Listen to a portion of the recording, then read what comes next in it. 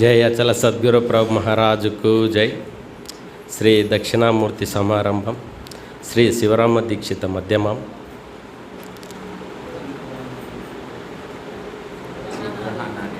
శ్రీ బురహానార్య పర్యంతం. వందే శ్రీ సత్యయాఖ్య గురు పరంపర. శ్రీ ఓం కృష్ణమూర్తి గురుభ్యో నమః. ఈరోజు మన ఆశ్రమం 26వ వార్షికోత్సవ సందర్భంగా మనకి గురువులు వచ్చి వారి బోధన అంటే మనకు ఏది అందివ్వాలో ఒక ప్రవచన రూపంలో మనకు తెలియజేయడం జరిగింది. ఎంతో ప్రయాసపడి అంత దూరం నుంచి మన గురువుగారు రావడం మామూలు విషయం కాదు. కానీ మన గురువుగారు మన ఆశ్రమం అంటే అయ్యగారు పిలిచిన వెంటనే రావడం అంటే మనము చేసుకున్న అంటే మన గురుభక్తులందరూ సేవలో తరిస్తూ అందరూ ధన్యులని చెప్పేసి నేను కోరుకుంటున్నాను. అయితే ఈ అచల సాంప్రదాయం, అసలు ఈ అచల సాంప్రదాయం అంటేనే చాలా గోప్యము. కానీ ఈ సంప్రదాయంలోకి రావడం అంటే చాలా అరుదు. కానీ ఈ సంప్రదాయంలోకి వచ్చి గురువు ద్వారా జ్ఞానాన్ని తెలుసుకోవడం అంటే మామూలు విషయం కాదు. ఇది అందరికీ అందే విద్య కాదు. అసలు దీనిలో ఏముంది?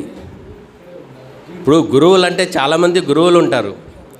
కానీ చాలామంది అంటే ఆ గురువులకి అచల సాంప్రదాయ గురువులకి చాలా తేడా ఉంటుంది. కొంతమంది గురువులు మనకి భక్తి మార్గంలో ఉంటారు. భక్తి ప్రకారంగానే మనకి బోధ చేయడం జరుగుతుంది. కానీ మన గురువులు శిష్యునికి అంటే ప్రతి శిష్యునిలో భ్రాంతి, అజ్ఞానము అనేది ఉంటుంది. ఆ భ్రాంతిని, ఆ అజ్ఞానాన్ని ఈ శిష్యునికి అంటే మనకు ఏ విధంగా తొలగించాలి అన్నది ఒక గురువు ద్వారానే తెలుసుకోవడము జరుగుతుంది. కానీ గురువు అన్నది ఒక ఏజ్తో సంబంధం లేదు. కానీ ప్రతి ఒక్కరిలో కూడా గురువు లక్షణాలు ఉంటాయి. కానీ ఎప్పుడూ కూడా గురువు నాకంటే చిన్నవారు, పెద్దవారు అన్నది ఎప్పుడు కూడా మనము చూడకూడదు. ఎందుకంటే మన అచల సాంప్రదాయంలో మనము గురువుని చూస్తున్నాము అంటే గురువులో ఉన్న వయస్సుని కాదు, గురువు వెనకాల ఎంత శక్తి ఉంది, ఆ గురువు మనకు ఏ విధంగా జన్మరహితము చేస్తున్నాడు అన్నది మనం తెలుసుకోవాలి ఫస్ట్. అయితే మన కృష్ణయ్య గారు, మన గురువు గారు, మా గురువు గారు, మన అందరి గురువు గారు ఈ అచల సాంప్రదాయానికి, మన సుభాష్ నగర్ అచల జనన మరణ భ్రాంతిరహిత అచల సాంప్రదాయంలో మనల్ని జన్మరహితాన్ని చేయడానికి, శిష్యులని ఉద్ధరించడానికే కంకణం కట్టుకున్నారు. అది ప్రతి ఒక్కరూ కూడా ఆలోచించాలి. గురువు అన్నది, గురువు అని ఎవరిని అంటాము అంటే బ్రహ్మ, విష్ణు, మహేశ్వరులు.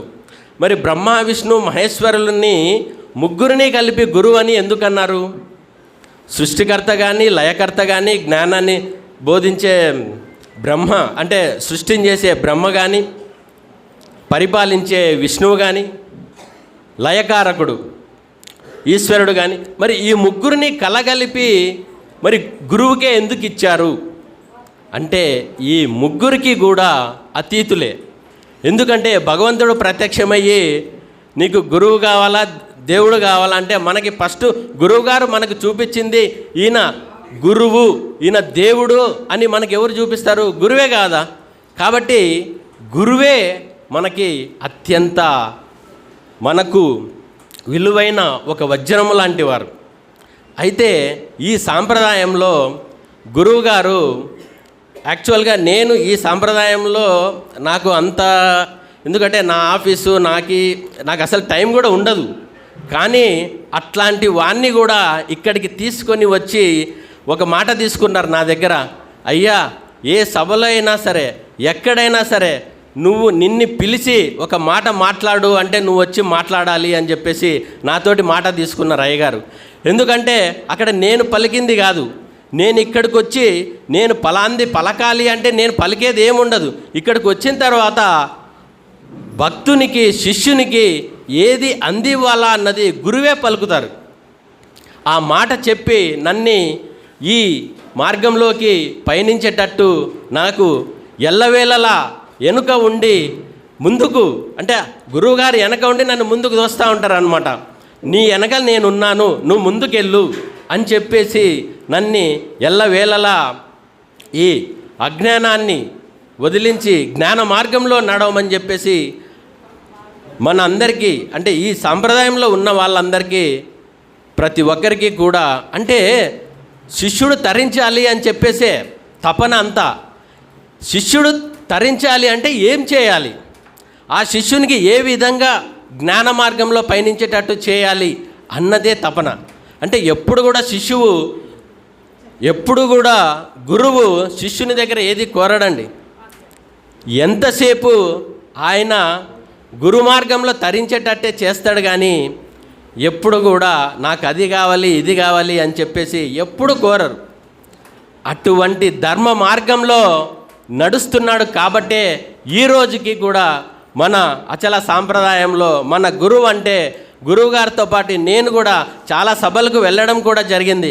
కానీ గురువుగారికి ఇచ్చే గౌరవము ఏ విధంగా ఉంటుందంటే, సుభాష్ నగర్ నిత్యానంద మిట్టపల్లి కృష్ణమూర్తి గారు అంటే ప్రతి ఒక్కరూ కూడా నమస్కారాలు చేయడం జరుగుతుంది. అంటే అక్కడ ఏజ్తో సంబంధం లేదండి, కానీ గురువు గారు చెప్పే ఏదైతే ప్రవచనం ఉందో, ఏదైతే మనకు జ్ఞానాన్ని అందిస్తున్నదో ప్రతి ఒక్కరు కూడా అరటిపండు ఒలిచి నోట్లో పెట్టినట్టు ఉంటుంది అని చెప్పేసి ప్రతి ఒక్కరు కూడా పోయిన దగ్గర వచ్చి మీరే యూట్యూబ్లో మీరు చెప్పిన ప్రవచనము మాకు అందింది, దాని వలన మేము ఎంతో ప్రయోజకులైనాం, మేము చాలామంది మారినామని చెప్పేసి ఎంతోమంది చెప్పడం జరిగింది.